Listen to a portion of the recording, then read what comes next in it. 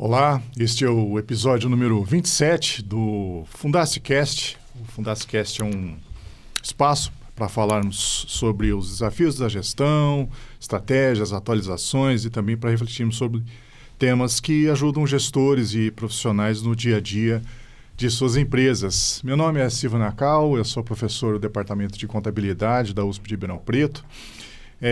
Eu sou também coordenador do MBA Contabilidade em FRS. É um prazer estar aqui, junto com o professor Carlos Godoy, para um bate-papo. Obrigado pela presença, professor. Prazer é meu, Silvio. É sempre bom estar aqui de novo, falando um pouquinho sobre negócios, de forma geral, especificamente da parte de contabilidade. Isso aí. Então, hoje o assunto é sobre manipulação contábil, e fraudes no sistema financeiro. Você é especialista, na área financeira e professor, inclusive, lá do nosso MBA, de Contabilidade FRS, que a gente coordena. Você também é coordenador junto com o professor Marcelo Botelho. E você dá lá aula sobre instrumentos financeiros. E instrumentos financeiros, assim, existe um mito dentro da área de contabilidade de que instrumento financeiro é um assunto muito difícil, muito complexo. É verdade. Bom, pessoal, de novo, meu nome é Carlos Godoy, eu sou também um coordenador lá do curso de MBA e FRS, lá com o professor Silvio. Eu e o Silvio já estamos aí umas, acho que mais de décadas já, envolvidos nisso aí, Silvio? Bom, e lá no nosso MBA, da Fundace, eu tenho o prazer de ministrar disciplinas ligadas a mercados financeiros e instrumentos financeiros. Temos um conjunto de disciplinas voltadas para isso. E instrumentos financeiros, até recentemente, não era tão comum nas empresas. Instrumentos financeiros, a parte mais sofisticada, eu digo, os derivativos. Hoje em dia, uma pequena empresa tem hedge, tem proteção. Logo, ela tem esses instrumentos financeiros mais sofisticados. Sabe o que eu acho, Silvio? Que as normas de instrumentos financeiros são consideradas, pelo menos o que eu tenho visto aí, as mais áridas, talvez. Um calhamaço lá de 80, 90 páginas lá, falando sobre instrumentos financeiros. Os instrumentos financeiros sempre existiam nas empresas. Contas a receber, contas a pagar, provisão para devedores duvidosos. São instrumentos financeiros, o caixa, Mas quando eu misturo derivativos, aí parece que fica mais árido, E eu acho que tem razão de ser. A distância entre o dia a dia das empresas, até pouco tempo atrás, às vezes, esses instrumentos mais sofisticados, deixavam um pouco distante isso. Bom, e aí nós lá no nosso MBA temos matérias voltadas para instrumentos financeiros. E, evidentemente, a maior parte deles deve ser simples. O caixa, contas a receber, Qualquer analista júnior sabe tratar isso. Toda empresa tem, Toda empresa tem, Só que vem se sofisticando cada vez mais. Pequenas empresas, médias empresas, com instrumentos cada vez mais sofisticados. Fazendo swap, fazendo hedge, utilizando swap, utilizando opção, utilizando futuros, utilizando contratos a termos. Então, diminuir essa distância é importante. Agora, o que é difícil? É o instrumento, entender o instrumento ou a contabilidade do instrumento? Rapaz, Silvio, aí eu estudando um pouco isso, o que eu acho é o seguinte, eu não sei se seria melhor do regulador juntar derivativos aqui dentro de uma norma que fala sobre instrumentos financeiros de uma forma geral. Eu não tenho essa percepção se talvez não fosse melhor separar uma norma só sobre derivativos. Porque o analista vai olhar para a norma, já pensando que lá tem derivativos, sabe? E como ele tem uma certa distância dos derivativos, talvez ele leia a norma de uma forma mais difícil, sabe? Então, os instrumentos financeiros, aí eu vou pensando nos instrumentos financeiros mais sofisticados, esses grandes financiamentos, hedge, essas coisas, eles têm uma certa complexidade natural, em função da evolução de mercado, em função da complexidade das transações, em função da sofisticação do nível de financiamento, do nível de investimento que cada empresa tem, Então, evidentemente, essas operações, como não são triviais para todo mundo, fica um pouco mais difícil. Fica um pouco mais difícil você traduzir isso para informação. Evidentemente que você conversa com o analista, ele entende completamente a transação. Ele entende completamente. Mas como é que eu informo isso nos relatórios? Como é que eu informo isso nas notas explicativas? Né? Onde é que está o maior desafio de levar, né, a uma boa tradução de o que é um instrumento financeiro para dentro do balanço? Então, eu acho que você tem duas coisas aí, né? Porque o analista contábil, vamos pensar um analista júnior, o pleno, o sênior, ele tem duas coisas a saber. Talvez três, acho que três seria melhor. Um instrumento, primeiro entender o instrumento. A operação, que quem vai saber se é o tesoureiro, o pessoal lá de finanças, né? O cara que está na mesa de operação. A segunda coisa é contabilizar. Aí a norma dá roteiro. A norma contábil, os FRS, dá um roteirinho. Né? Inclusive, a sistemática de contabilização já diz o que é para fazer. A mensura pelo valor justo e toda variação vai para o resultado. Ou vai para o PL, a variação. Né? Ou avalia pelo custo. Né? Então, já fala isso. Então, essa é a segunda coisa. A terceira coisa é como deixar isso claro para o credor, aquele que coloca dinheiro via título de dívida, e para o acionista, né? Vamos deixar claro isso. Evidentemente, quando eu estou pensando nesses dois blocos de interessados, automaticamente você tem analistas que ficam acompanhando a empresa, dependendo do porte da empresa, tem analistas que estão acompanhando.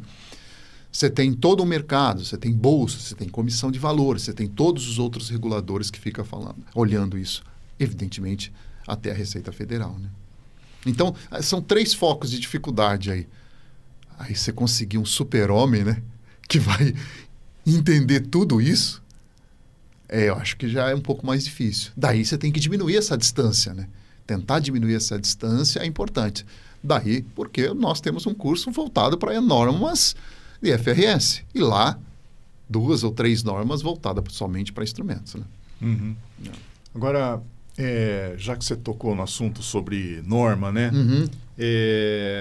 A gente tem um conjunto grande de normas, né, sobre instrumentos financeiros. A própria norma é um pouco árida, mas eu concordo com você, a gente consegue transformar, né, essa coisa que parece muito complexa, né, no entendimento, né, eu acho que dentro do curso muito claro, né, sobre instrumentos financeiros. Mas o que eu acho que é também importante a gente destacar, né, e é mais o assunto aqui do nosso podcast, né, FundaciCast, essa questão de, olha, nós temos uma norma, né, mas às vezes a norma, em função exatamente dessa mudança rápida que acontece no mercado, né, a gente pode ter aí falta de tratamento contábil para determinadas situações. Às vezes isso acontece, inclusive, com instrumentos que são antigos, né? Por exemplo, o caso lá da Americanas, né? Né? Aquele instrumento, né, que era aquela operação triangular? Aquela operação triangular, né? É um instrumento antigo, né? É verdade, é verdade. É uma operação antiga e tal. Só que a gente não tinha na época, né, que estourou a fraude lá da Americanas, nós não tínhamos exatamente uma norma muito bem clara. Isso foi depois corrigido, né, pelo próprio FRS, mas naquele momento, será que a gente, pela falta de um tratamento claro, né, e preciso para esse tipo de operação, a gente deixou, né, deu margem para que houvesse esse tipo de fraude, né? Porque o problema, na verdade, era um problema, inclusive, de classificação, né?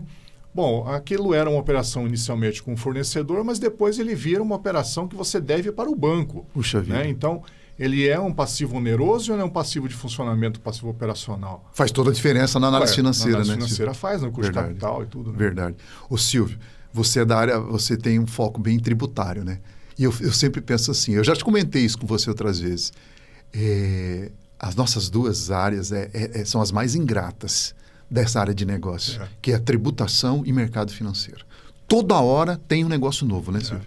Toda hora, onde eu estava assistindo a parte da tua aula, eu estava vendo você discutindo, eu falei, gente, cara, quanta coisa. E o pessoal tem que compreender de forma, pelo menos superficial, isso tudo, né? que eu acho que já é muita coisa. Bom, sobre esse caso especificamente, eu lembro, Silvio, talvez final da década de 90, uma discussão forte entre o Banco Central e uma associação das empresas de factoring. Era uma discussão tremenda, porque o Banco Central querendo regular as empresas de factoring. Essa associação falando, nós não trabalhamos com juros, com empréstimos, né? O que nós fazemos é comprar e vender créditos. Comprar e vender crédito. Era essa discussão. Tratado como um serviço, inclusive, né? Pois é. Era uma operação comercial. E eles lutando para caracterizar uma operação comercial. E o Banco Central, não. Isso é uma operação financeira. Vocês vão ser regulados pelas normas do sistema financeiro. E aí todo plano de contas, COSIF, entrega de relatório, supervisão, capital mínimo, tudo aquelas coisas. Aí, rapaz, nessa queda de braço, essa associação acabou ganhando, sabe? Acabou a discussão, pelo menos até então, né? Eles são caracterizados uma operação comercial mesmo. E o que nós vimos na Americana é uma operação... Eles falam que foi uma venda de crédito, né? Do risco sacado lá, naquela operação lá. Foi uma venda de crédito, né? Para outra empresa, né? A outra empresa, o banco, comprou o crédito lá da Americana e a Americana passou a dever, então, para o banco. Ora, ela está devendo para o banco. Então, vendeu o crédito, está devendo o crédito para o banco. Então, isso já existia há muito tempo. Eu lembro que, quando eu comecei a estudar essas coisas, logo quando eu entrei no mestrado, existia essa discussão forte, né? Então, eu entrei lá em 95, se eu não me engano, né? Que nós estamos contemporâneos lá, né, Silvio? Por ali, né? 95. É isso, né? 95, 97, sei lá, por ali. Uhum. E já existia essa discussão. Ora, já estava muito claro como que era feito isso. Uma operação financeira. Aí, o pessoal, a gestão lá da Americana disse, não, isso continua sendo uma operação comercial com fornecedor. Ixi, Maria. Aí muda tudo, né? Muda tudo, porque subentende que se tem uma operação com fornecedor, do outro lado, do lado dos ativos, deve ter uma operação com clientes, né? Um estoque, né? Então, fica quase uma compensação, né? Quase uma compensação.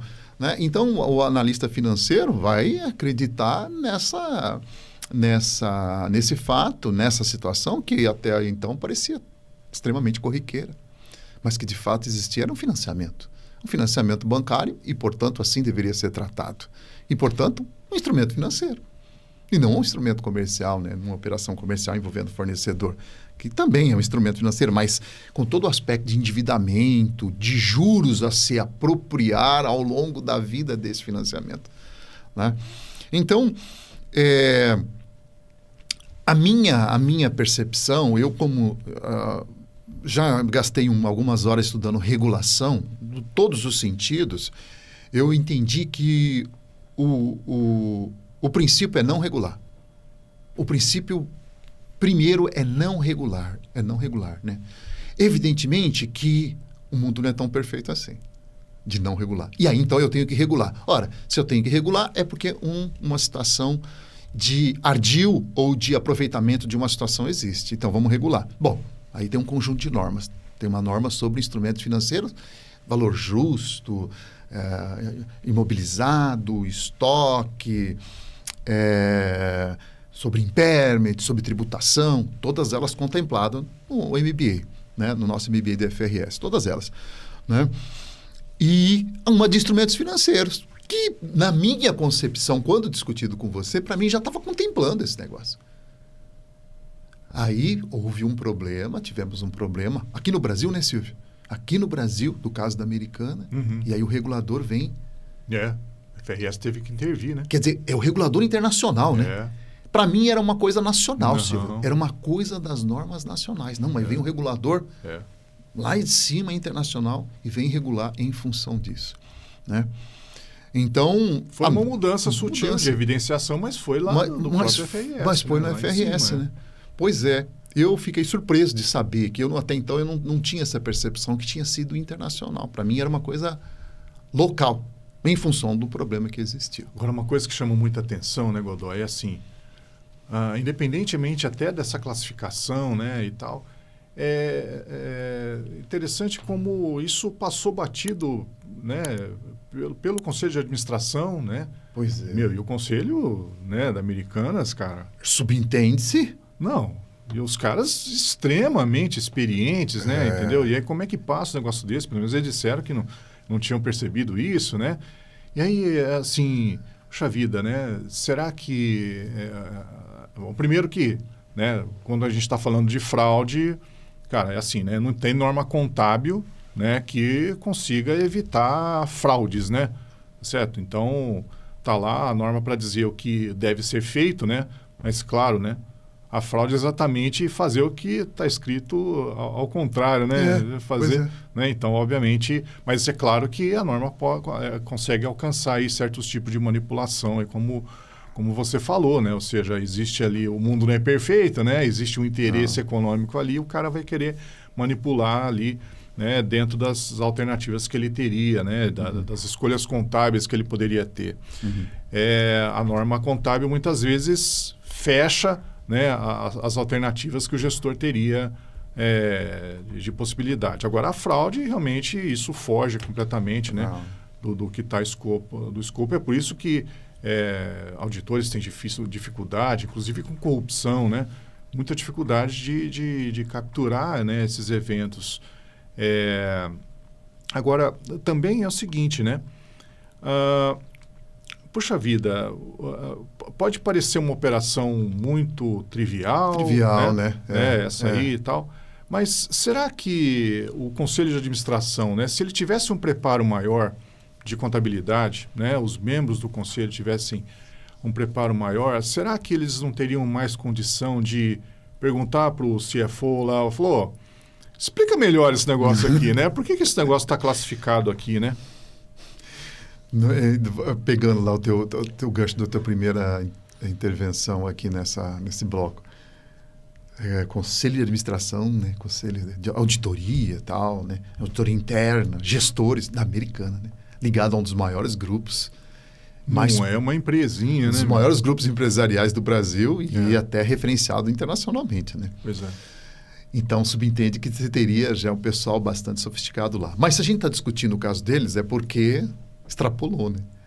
Porque a gente ficou sabendo. Ora, se a gente ficou sabendo, é porque não foi capaz de perceber tudo isso. Porque aquela que foi capturada lá antes do estouro, né? A gente não vai ficar sabendo nunca, né?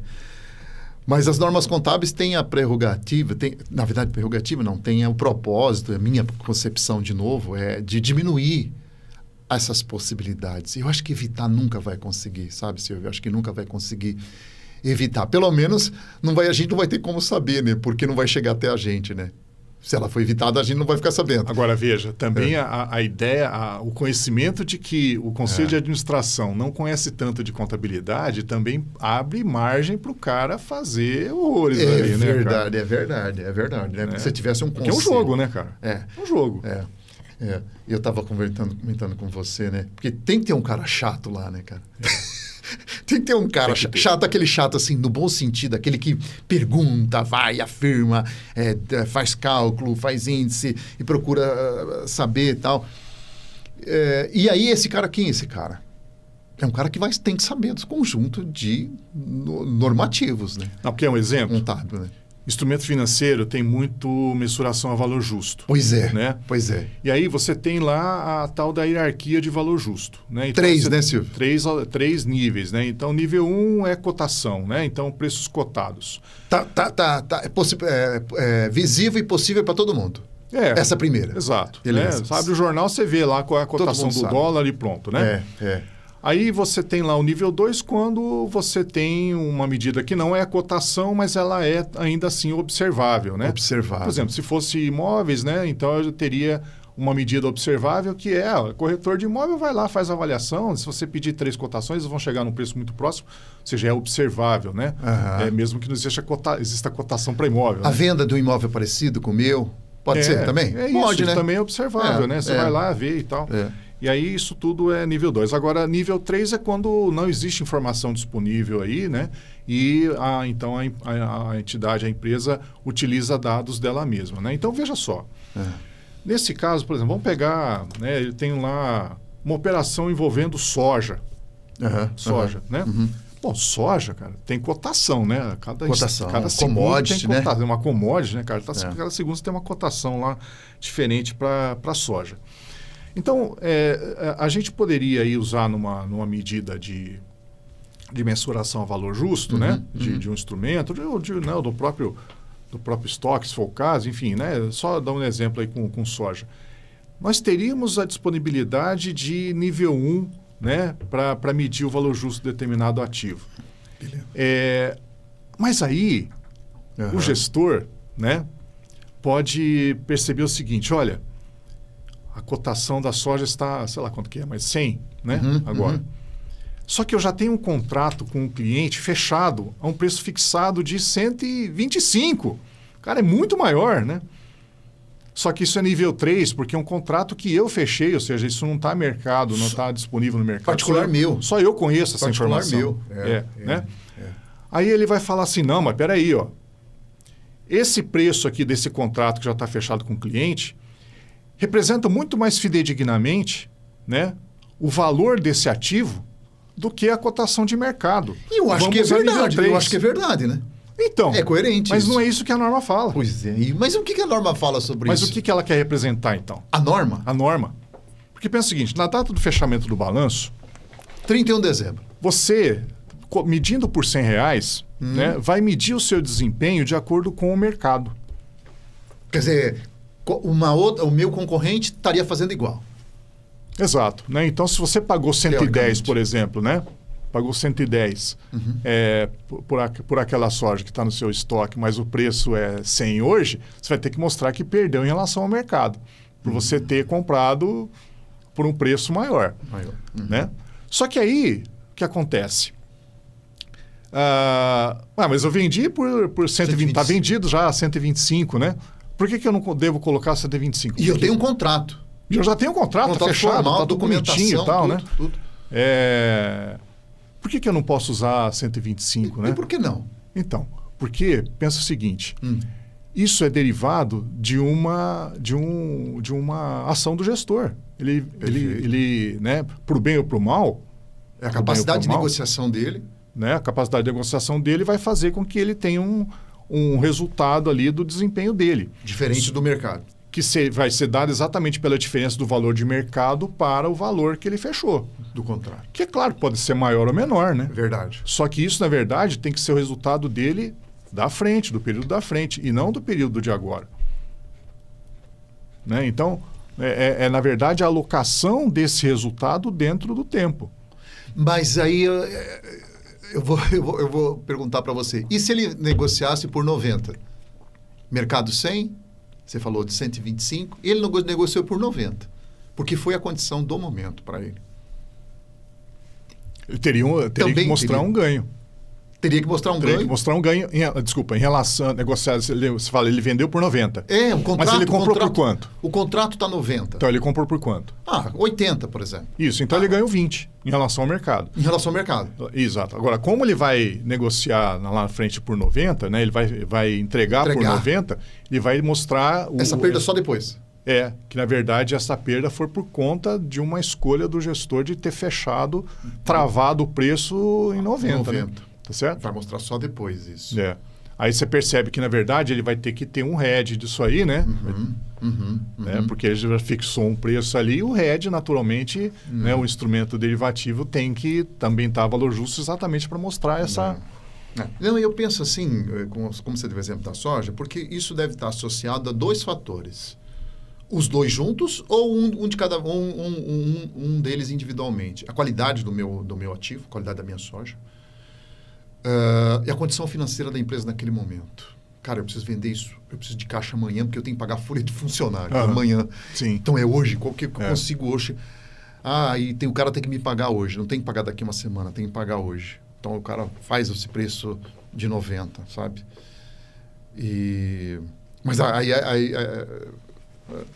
Mas aí vale aquele negócio, né? Amanhã ele já registraria automaticamente essa perda, né? Seria um lapso temporal muito pequeno. Então, Eu ainda preciso refletir mais sobre essa ideia aí, sabe? Porque eu vejo assim, sabe? Você fechou o contrato, rapaz? Você fechou o contrato, aquilo já está registrado. Mas esse vai ser o argumento do gestor, né, cara? Só que ele muito provavelmente vai usar esse argumento na hora que ele poderia mostrar um ganho. Percebe? Então, o assunto que a gente estava falando era do conselho, né? Se o conselho não estiver muito bem preparado, verdade, jamais ele vai perceber que o gestor está usando o nível 3 ali. Ó, você veja o nível de detalhe que ele precisaria conhecer, né? Verdade. Ó, por que você, gestor, está usando o nível 3 aqui, né? Se existe informação em nível 1. Puxa, mas, Silvio, veja só, reunião do conselho ou reuniões antes da reunião geral do conselho, um conselheiro que recebe o relatório, provavelmente ele recebeu o relatório antes da reunião do conselho, e aí ele tem essa dúvida que você falou. Rapaz, o cara precisa ter uma capacidade um conhecimento anterior, prévio, para poder fazer esse questionamento gigantesco. É isso. Não é verdade? É isso. Além de conhecer negócio, ele precisa ter essa capacidade e, mais de tudo, ele precisa ter coragem para poder fazer esse questionamento. Mas naquela posição já se pressupõe a coragem, né, cara? Isso é verdade. Já se pressupõe a coragem. Cara, né? teria que ser, cara. Quer dizer, tem aquele chato, né? Tem aquele cara que vai questionar, que vai perguntar, que vai discutir e que entende a norma. Porque ele vai ser afetado nisso aí, né, cara? Ele também está protegendo o interesse dele. Ele muitas vezes é um acionista importante ali, né, cara? Ele não é um conselheiro independente, né?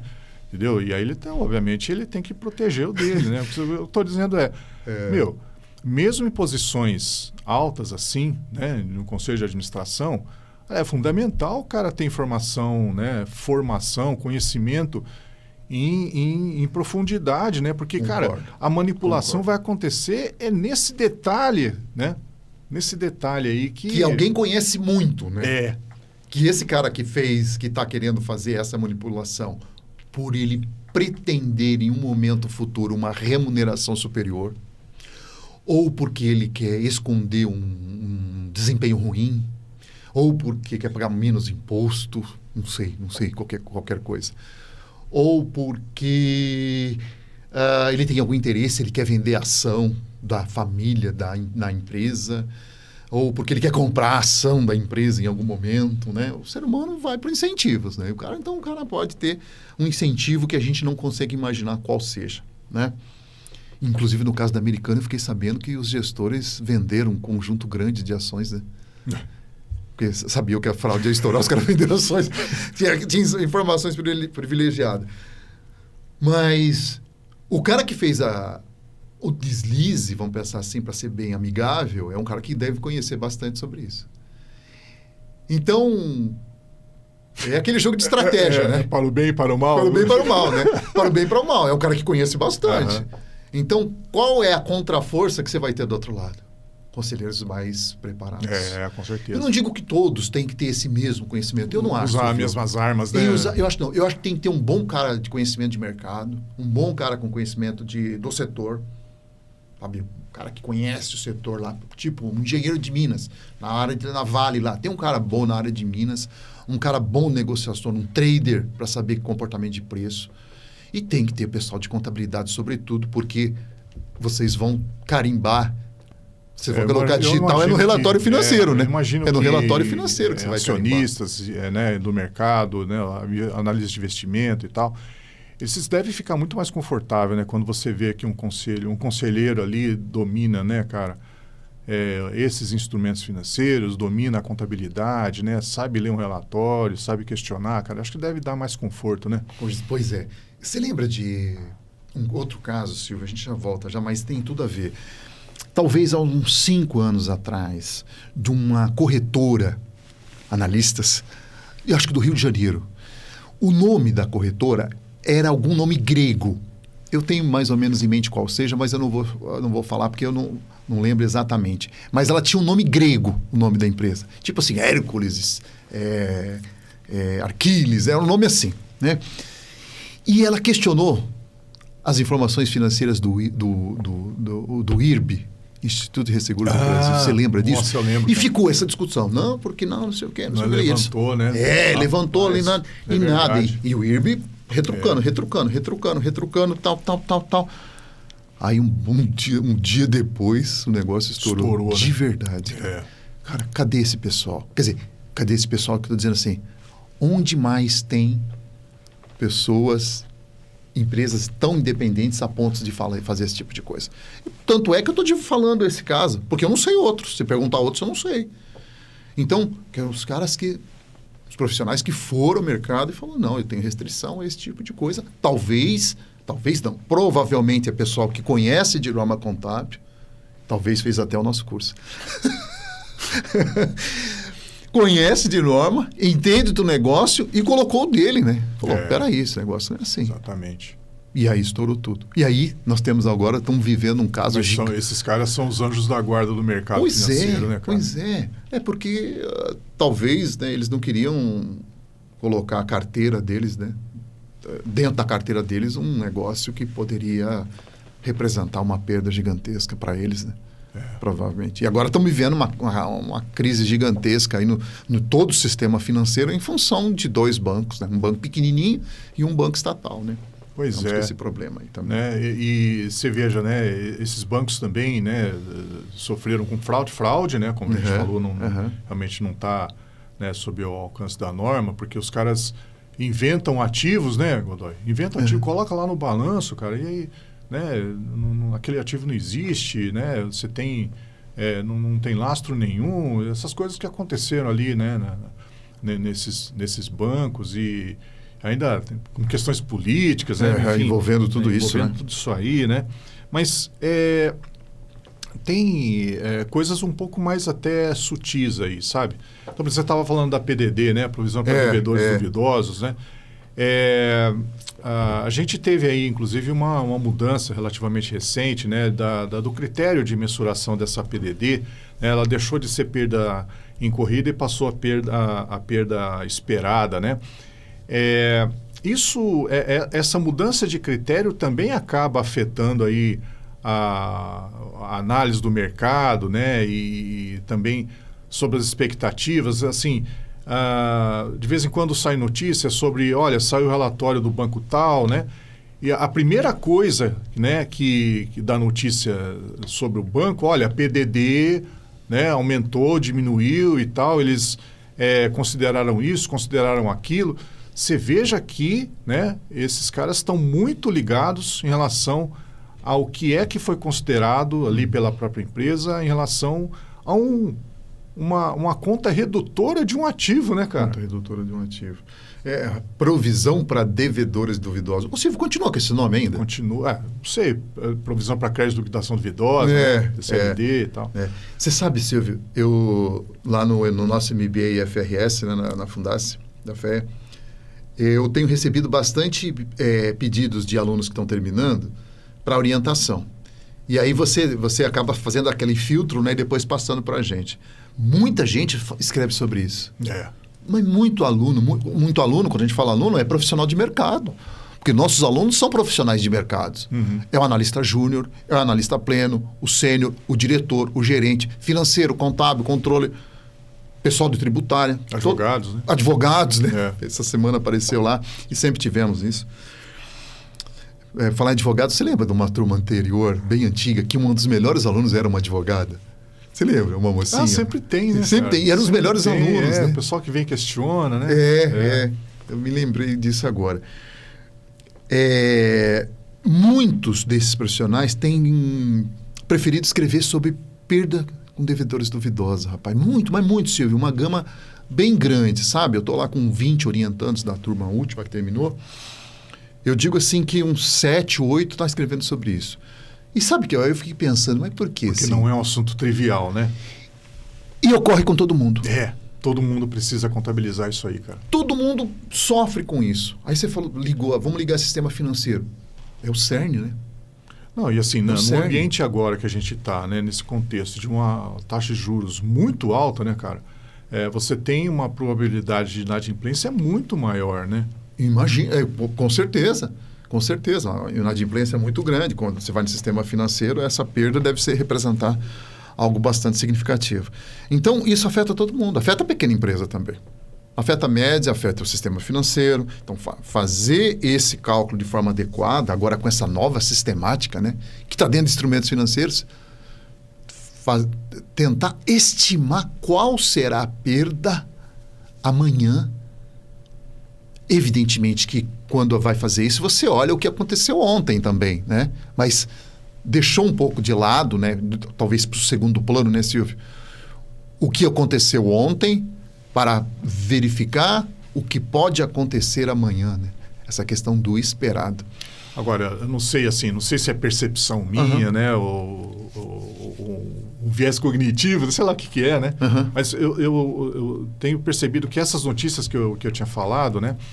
Elas começaram a surgir mais depois dessa mudança do critério do que antes, mesmo, cara. Porque, assim, parece que ficou mais claro, assim, qual é o critério, né? Pelo menos a divulgação, né? De qual é o critério que foi usado nessa estimativa de perda, né? Tá. E isso é o que tem virado notícia, né? Tá. Puxa, mas haveria de ser... não sei se haveria melhor verbo, ou talvez poderia ser diferente. Você acha que então, se fosse perda em corrida, né? Talvez, né? Eu acho que perda em corrida já passado, né? Agora não tem mais, né? Agora o que é que eles estão considerando sobre o que vai acontecer no futuro, vai acontecer. Né? Mas ninguém melhor para fazer isso que quem está lá no dia a dia, né? Exato, com certeza. Com certeza. E é por isso que agora eles, penso eu, né?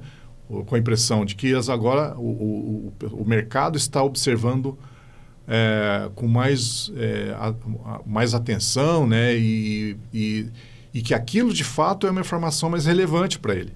Ou seja, isso está fazendo ele avaliar melhor, né, aquele banco ou aquela empresa, né? Quer dizer, subentende-se que se for feita uma avaliação correta dessa perda, o analista vai olhar aquela perda pensando assim, o que eles esperam em termos de recebimento, de vendas para a empresa no futuro, né? Quer dizer, é tipo assim, é pensar no valuation, basicamente. Percebe? É o que eu espero de... Exato. É quase a primeira linha da demonstração do resultado. Ele está pensando na primeira linha. O cara fazendo a perda para provisão, provisão para perda, uma estimativa de perdas que vai ocorrer no futuro. Quer dizer, o cara está fazendo um valuation. Quer dizer, a primeira linha da demonstração do resultado que é vendas. O cara está fazendo isso, né? Então, o que o cara está esperando? Aí o cara... Não que o analista vai olhar o número propriamente dito, mas no mínimo a tendência ele vai olhar. No mínimo, a tendência de como essa perda está caminhando. Aí ele olha que a tendência é de alta, então ele pega 5 anos atrás, não muito mais distante, vai olhando e vê que o negócio está aumentando. Aí que negócio que o cara está? O cara está no negócio de, sei lá, venda de conteúdo pela internet, sei lá, qualquer coisa aí, né?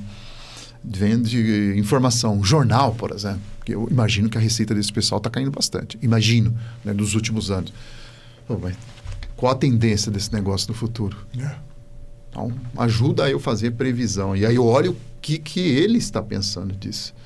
Qual é o posicionamento de um conhecedor de mercado para aquele mercado. Para a tendência do mercado como um todo, né? Agora você veja, né, que parece um assunto tão trivial, PDD, né?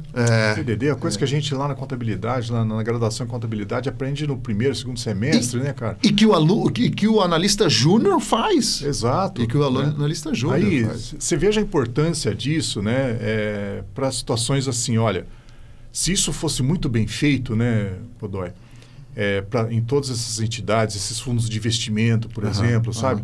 Se isso fosse feito, né, rigorosamente, cara, eu acho que o sistema financeiro funcionaria muito melhor, né? Porque você, por exemplo, você pega lá, tem aqueles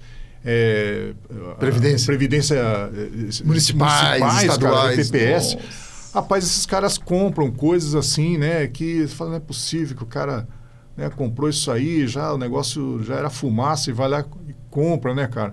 A gestão desses dessas previdências, né? Investindo nesses fundos de investimento aí, cara. Pô, esses caras, né? Se eles soubessem um pouco de contabilidade a mais, né, cara? E soubesse questionar um pouco, falar, mas peraí, cadê a informação sobre essa PDD que você contabilizou aqui, né, cara? Né? O que você está considerando aqui de critério e tal? Rapaz, a gente teria, né, previdências aqui municipais... Muito mais robustas, né? Mais robustas, né, eu acho, né, cara? Eu também acho, Silvio. Porque eu enxergo, eu acho que eu sempre enxerguei isso, Silvio, o conjunto de normas FRS, e traduzido para nós os CPCs, e no mercado norte-americano, o SGAP, como um manual de gestão, sabe? É um manual de gestão.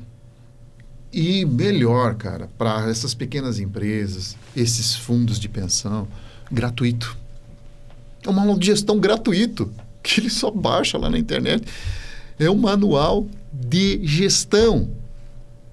Se o cara seguir este grande manual, um grande manual, mas que muitas coisas ali talvez não tenha nem interesse para eles. Por exemplo, imobilizado.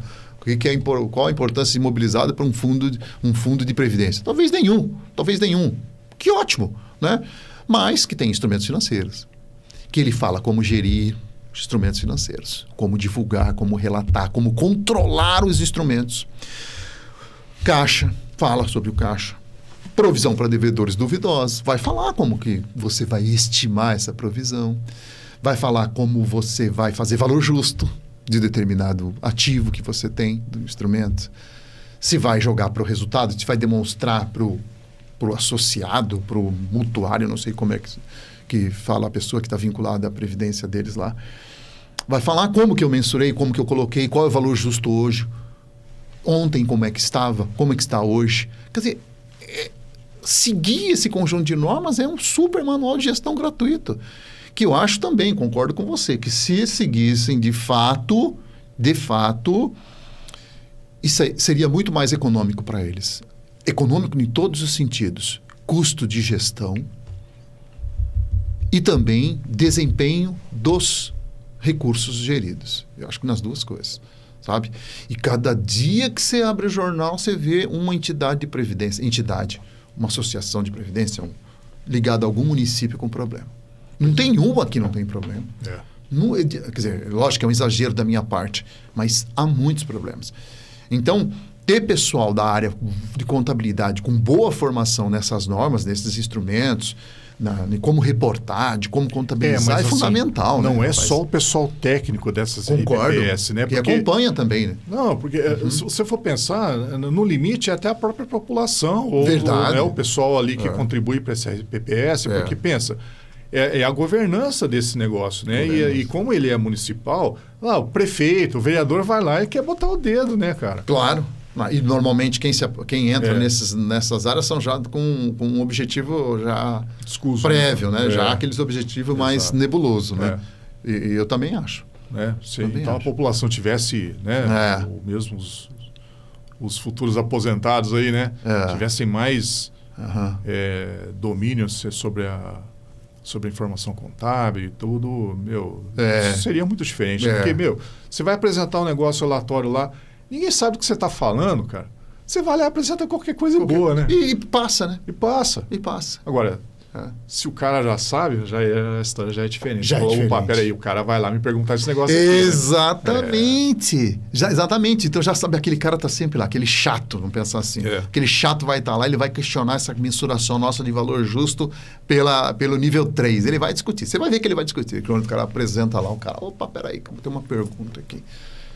Mas o cara está pensando na vida dele, ele está pensando nos filhos dele, que vão estar vinculados à remuneração futura daqui 10, 20, 30 anos lá na frente. Né? Pois é. E tem que ser assim. Tem que ser. Mas a gente tem, eu acho que a gente tem ainda, né, nós estamos um mercado em maturação ainda e em termos de desenvolvimento relacional, a gente está muito preocupado com o que o outro pensa da gente, né? E às vezes você não quer levantar a mão porque acha que o outro não vai gostar que você levantou a mão. Mas... é dinheiro, né, cara? Dinheiro envolvido, né? Eu lembro, Silvio... Muitas vezes é muito dinheiro, né? Eu lembro que algumas historinhas que você contava quando você estava na Austrália, lá no seu pós-doc, você contava umas histórias. Eu falei, nossa, Silvio, sério, tal. Aconteceu isso. Aí, depois de uns anos, eu vivi isso lá no Texas, quando eu fiz meu pós-doc também. Eu via, rapaz, os questionamentos, as coisas que os caras faziam um colega com o outro, que parecia árido, né? Mas era exatamente o comportamento natural deles. Eu acho que a gente tem que buscar isso aí, rapaz, né? Então, porque eu sempre penso que o indivíduo é o canalizador do desenvolvimento econômico e social de uma nação. É o indivíduo.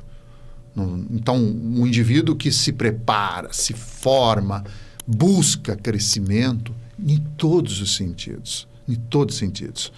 De relacional, com a família, espiritual, sobretudo. E de conhecimento técnico. Então, é o canalizador do desenvolvimento econômico e social da região. Rapaz. Mas tem gente que fala, não, mas eu não preciso estudar contabilidade, né? Eu preciso fazer um MBA de contabilidade, porque tem IA agora, né?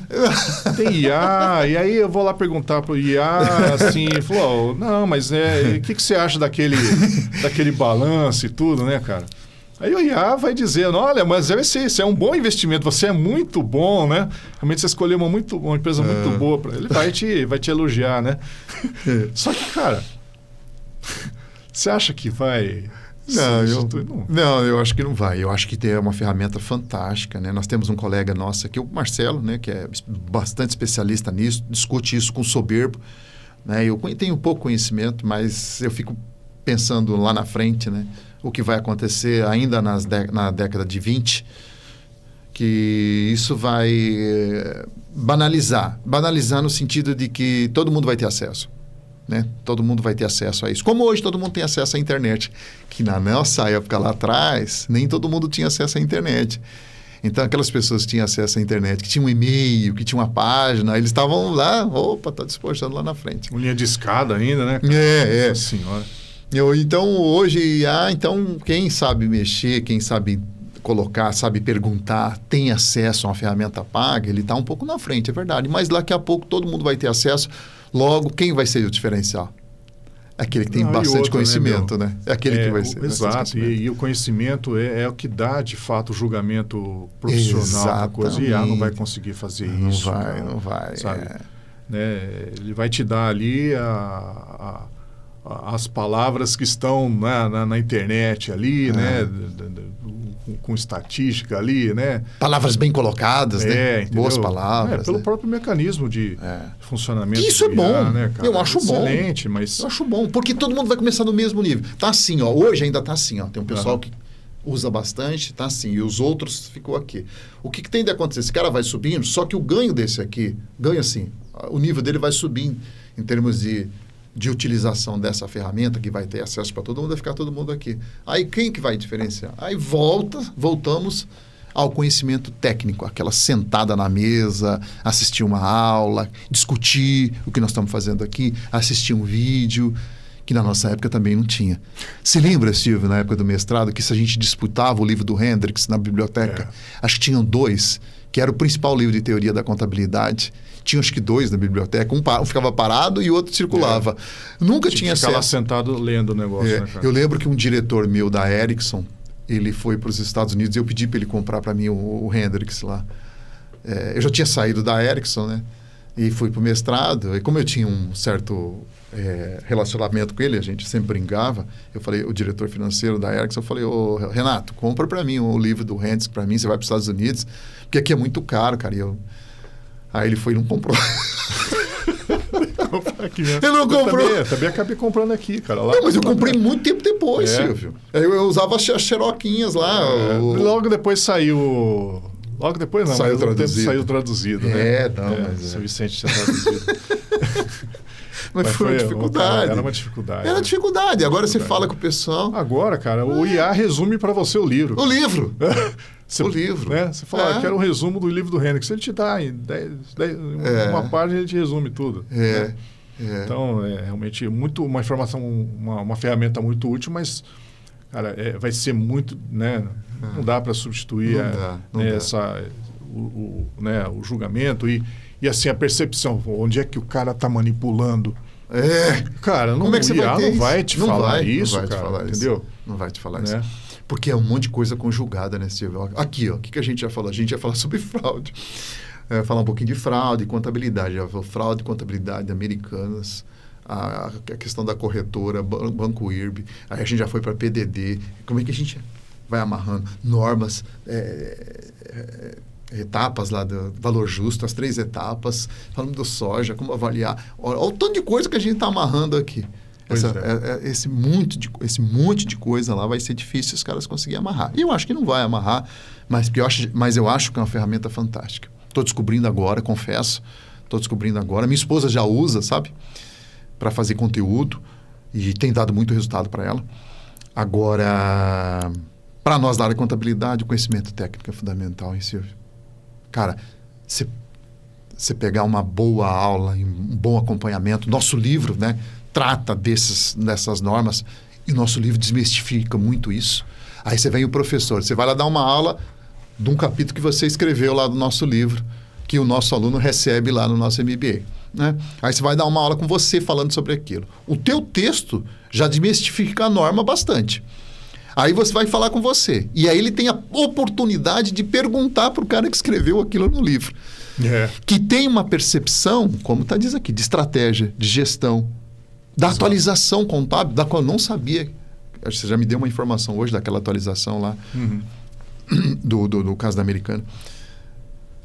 É um ganho muito grande de escala, cara. É um ganho muito grande de escala. É uma oportunidade ímpar para você poder fazer essa ascensão, né, cara, na carreira. É uma oportunidade muito grande para fazer essa ascensão na carreira. E eu acho que é fundamental. Se eu tivesse, talvez, 20 e poucos anos antes, eu faria esse MBA. Não, 20 é pouco, uns 30, né? Uns 30 anos. Não, é fantástico, fantástico. Oportunidade ímpar, né? Tem um conjunto de normas. Eu não lembro exatamente, Silvio. Eu acho que a norma que a gente não tem aqui é seguros, né, cara? No nosso curso, né? Acho que seguros, Silvio. É a norma que a gente não tá. Só que eu vou te falar, cada vez mais tem gente fazendo... Por exemplo, eu estou orientando um rapaz lá, né? Tá fazendo o TCC dele em contabilidade de seguros. É porque é muito específico também, né? É muito específico, né? Então a gente, né, não cabe tudo, né? Não dá. Se for falar tudo, não dá, né? Mas tem de mobilizado. Mais específicas assim, né? Tem, claro. Tem de estoques. Tem de receitas. Essas coisas assim, né? Essa também, é. Não, tem até coisas assim, né? Que às vezes acontece uma única vez na vida, né? Operação descontinuada. Tem no curso. Nossa, tem no curso, né? E é relevante, hein? É relevante, em termos de projeção de fluxo de caixa futuro, de fazer avaliação. Porque você separa ali o que é a operação que não vai continuar mais, né? Então você consegue projetar o que continua. Pois é. Imagine para você fazer projeção, fazer avaliação, para o analista indicar, compra e vende, mantém. Se eu tenho uma informação de descontinuidade ou não descontinuidade de uma determinada operação. É fantástico, cara. É fantástico. Uma informação relevantíssima. Relevantíssima. Exato. Que para mim, na minha opinião, depois do lucro, da receita, do comportamento do ativo, era a próxima informação que eu queria procurar. Tem alguma informação sobre descontinuidade de alguma área de negócio aqui? Na minha opinião, viu? Na minha opinião. Com certeza. É muito simplório, tá? Eu acho uma informação extremamente relevante. E nós temos isso, não estava discutindo lá, né, Silvio? Sim. Temos sobre mercados financeiros, instrumentos matemáticos. Tem até de PME, né? Tem até de pequena e média empresa. É verdade. Né? Nós temos uma matéria só sobre pequenas... Só PME, porque... na verdade, assim, né? A PME não é porque ela é pequena. Né? A norma de PME não é voltada para uma empresa que é de tamanho pequeno. Né? A definição da norma é assim, ó, é uma empresa que não é obrigada a fazer o seu reporte. Né? Então, você pode ter uma empresa limitada gigantesca, né, usando o PME. Né? Porque ele é simplificado, né, Silvio? Ele é mais simplificado. É simplificado. Né? Então, ele serve para banco. Né? Então, você apresenta uma informação FRS para banco. E lá vai estar dizendo que você faz FRS. Exato. Você fez PME. FRS PME. Numa abordagem simplificada, né? Com menos exigências, a normativa é menos exigente, mas não é assim com uma qualidade muito inferior. Né? Ou seja, ela é baseada nas próprias FRS. Então, ela é de uma qualidade muito boa. Né? Que não é uma coisa transcendental, né? É uma coisa que dizia... né? Exato. Vai para a mesma tendência. Ela preserva a mesma ideia de você ter uma informação relevante, né? De representação fidedigna, mas ela, por exemplo, diminui a quantidade de notas explicativas, as exigências que você tem para isso, né? Então, ela é mais barata. Perfeito. Né? É uma norma mais barata de ser implementada. Perfeito. É um manual de gestão, né? Resumido, né? Exato. No fundo é gestão isso. mais resumido. Legal. Godoy, a gente vai precisar encerrar. Maravilha. O papo está muito bom, a gente vai precisar encerrar. Que né? bom, que bom. Eu acho que legal, foi muito bom esse bate-papo, né? E espero que tenha sido bom aí também para o pessoal, né? Que acompanhou aí esse nosso Fundace Cast, né? E eu, então, queria aí convidar, né, as pessoas que estão assistindo para fazer, né, esse curso aí do MBA Contabilidade FRS, né? Eu acho que a gente falou bastante aí sobre o curso, né? E eu acho que deve ter dado aí um pouco, uma boa noção sobre como é que é, né? Eu espero, então, que isso possa incentivar essas pessoas aí a fazer a inscrição no curso, né? E aproveitarem aí, né? Aprenderem bastante. É verdade. E nós estamos com a turma aberta, hein? Acho que previsão começar talvez última semana de julho, se eu não me engano, né? Por ali. E já temos um número grande, né? Já temos quase 100 inscritos. A turma já está confirmada para final de julho. E espero que vocês que estejam assistindo tomem essa decisão, né? O curso é bastante abrangente. Lá no site da Fundace tem o conteúdo, né, das matérias lá. Você vai ver que tem muita coisa interessante. Dá uma olhada no livro, né, que está associado ao nosso MBA. E os professores que escreveram o livro são aqueles que vão dar aula para vocês. E muitos são daquele outro nosso livro de agronegócio, Isso, né? No livro de contabilidade para o agronegócio. Legal. Maravilha. Espero ter contribuído aqui, né? Obrigado, viu, Godoy? Obrigado você. Valeu, obrigado a todos aí pela atenção. Fantástico. Valeu. Abraço a todos. Abraço. Fiquem com Deus. Aproveite o final de semana, todos. Valeu.